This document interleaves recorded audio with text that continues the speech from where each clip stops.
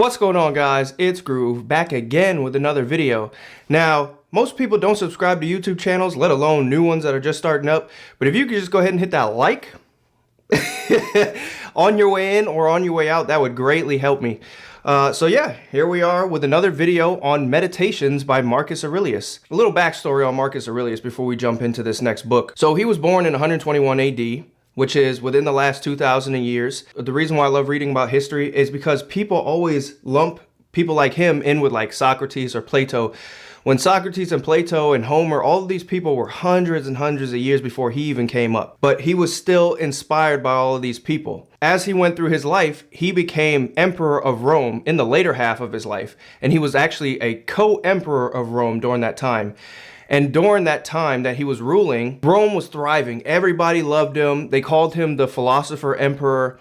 Everything was great. And that's because he brought these Stoic values, these Stoic philosophies during his rule that he had got inspired by all of those people that came before him. So when it comes to these books, he didn't write these things for people to read. These were just kind of like his journals that got put into books later on. But he never was like, oh, I want people to read these, or these can definitely help people out. They were just his thoughts in the later half of his life as he was coming to his end. You know, he was he was a grown man, he was an older man, and he's just like, you know what, like, what is it all about? What's life about? Let me just write down my thoughts. And this is how we get to these books. And so these books are kind of, they're structured there is no structure to them. They're just sort of in different passages and paragraphs. And so what I'm going to try to do is, I'm just going to, some of them are kind of self-explanatory that I'm going to read out, and then others I'm kind of going to expound more on and give my own thoughts and opinions on them. So here we go. In today's video, we're going over book 5. At break of day, when you are reluctant to get out of bed, have this thought in mind. Am I getting up to do man's work? Am I getting up to do what I'm supposed to do in life? Or was I just created to wrap myself up in blankets? Were you born for pleasure and not action? This is why I love reading this history, is because nothing ever changes over time. And he's talking about not wanting to get out of bed, and it just made me think about today and how so many people, especially when Monday rolls around, they don't want to get out of bed. Oh my God, it's Monday again.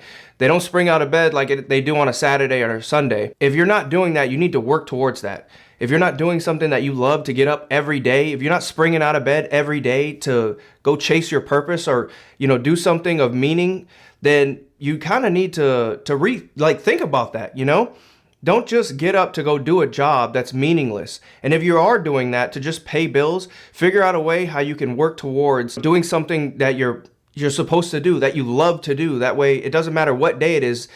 As soon as you wake up, you're like, it's a new day. I need to get on my purpose. I need to get on my grind and spring out of bed and get to action. There are 2 reasons why you should be content with your experience in life. Reason 1, what has happened to you has been prescribed for you, a thread of destiny that it was spun for you by the ancient causes. Now, again, he really believes in, nature and the whole of the universe, and that everything that has happened to you and for you was prescribed for you. And reason number 2 is everything that comes to each individual is a determining part of the welfare, the perfection, the coherence that governs the whole. Again, always going back to, or at least he always goes back to the whole, the universe and nature, and everything is in accordance with nature, and everything, again, that is supposed to happen to you is determined by fate. It's meant to happen to you. Your mind will take on the character of your most frequent thoughts, and your soul is dyed by your thoughts. So dyed, like color dye. So he says to make sure that you are dyeing your soul with good thoughts frequently. Things themselves cannot touch the soul because there is no entry to the soul. So only the soul itself can move itself. When I read that, it's right. There is no entry to the soul. So if you're hurting on the inside, it's because you're allowing somebody to hurt you. Again, there's no entry to the soul. So you control your own self and your own soul. So don't let negativity get to you, because you control that. You can control whether you feel good or bad, no matter what the situation is. Reflect often on the speed at which all things are being carried past and swept away. Existence is like a river in a ceaseless flow. Now, again, he always goes back to life is short, life is short.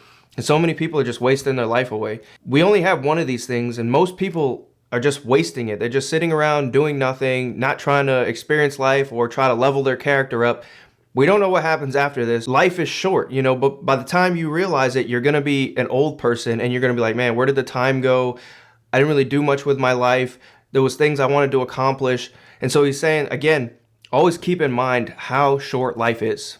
Reflect too on the past and future time of which all things vanish. So in all this, it must be folly for anyone to be puffed with ambition or racked in struggle, as if any of this was lasting or likely to trouble you for long. When I read that, you know, so many people have a depression today or they have anxiety today because they're constantly worried about the past or the future, and you shouldn't be. So like he says, don't worry about these things because they're gonna pass anyway. And will it really matter a year from now?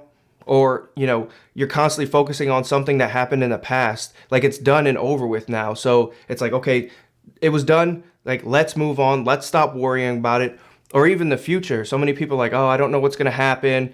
I remember one time at my job, you know, somebody got in trouble on a Friday and the boss was like, oh, we'll handle this on Monday. And because I've been there longer than this person, they were texting me over the weekend saying, oh, what's gonna happen? Like, what do you think? And I'm just like, this person, again, is spending their entire weekend now worrying about the future, something that's gonna come on Monday. And it's like, yo, don't even worry about it. Whatever happens, happens.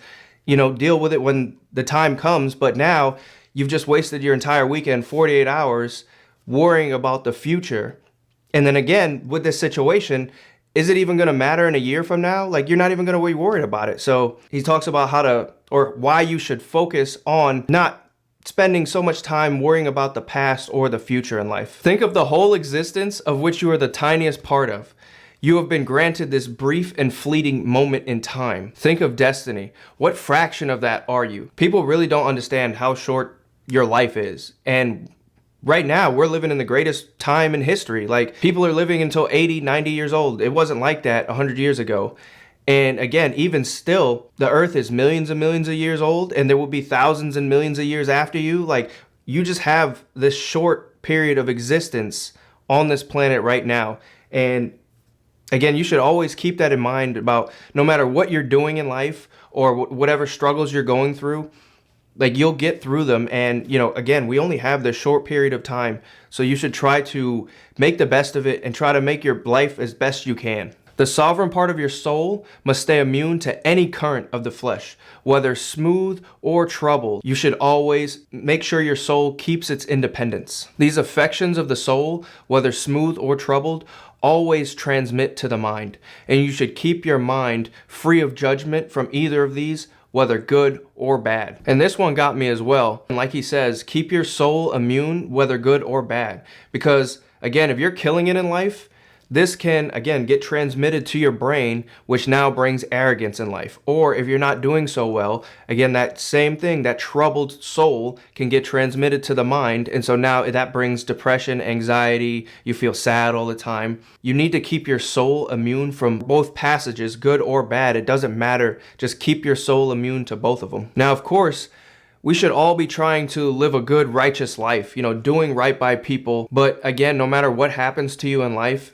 never let the good or the bad affect your soul, because then that can affect your mind. How have you behaved up until now towards God's parents, wife, children, or friends?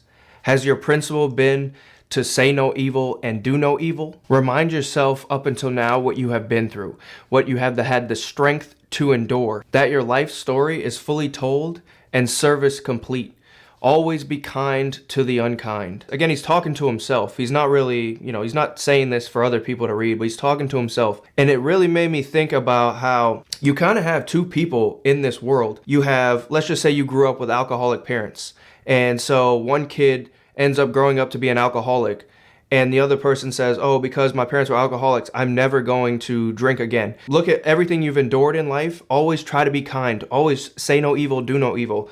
You should always try to be that person that's going to say, hey, because I've seen the evil and I grew up around that, I don't want to put that into the world. Always try to be kind. Always try to be that person who sees how alcohol destroyed their parents and sit there and say, I don't want to be that person. You can always ensure that you follow the right current in your life if you follow the right path. And following the right path means having good judgments and good actions in accordance with good reason. There are two things in common to souls of all rational creatures. One is that external forces cannot impede them. And two, that the good they seek involves just actions in life. And so he's saying that, the souls of man, all, rational creatures, which are humans, we all want two things in life, or that we all have in common two things. First of all, nothing of external forces can hurt us. Nothing can get to your soul. Only you can, hurt yourself, technically. And two, that the soul wants to do good in life. That's all it wants. It's as long as your actions are good and you're just in life, then you will have a good, healthy soul. Anytime somebody does something bad or they commit a crime, they always want to apologize. I'm so sorry, I didn't mean it. And they're always trying to repent. Is because their soul is telling them that knows that isn't good. They know they're doing the wrong thing. And so again, like he said, the soul only has two things in common. One, that it cannot be affected by outside sources, and that every action you take must be just, and then you will have a good soul. There was a time when I met luck at every turn, but luck is just good fortune that you determine for yourself. And good fortune consists of good inclinations of the soul, good impulses, and good actions throughout life. You see it all too often, again, over 2,000 years ago, when he's saying the same things. You can't be a snake oil salesman. It doesn't last. If you want to be lucky in life, if you want to be, or have good fortune, you need to do things the good way. You need to do things the right way, the honest way, the righteous way. You can't just snake people. It never lasts, because now, you can get away with it for a little bit, but now it's like, okay, I don't want to mess with this person anymore. I don't want to do business with them. They're shady. And so you're just wiped out completely. So if you want good luck and good fortune, you always have to do things the right way, even if it takes longer. Like, you just have to. That's how it works. And that's pretty much it when it comes to book 5 of Meditations.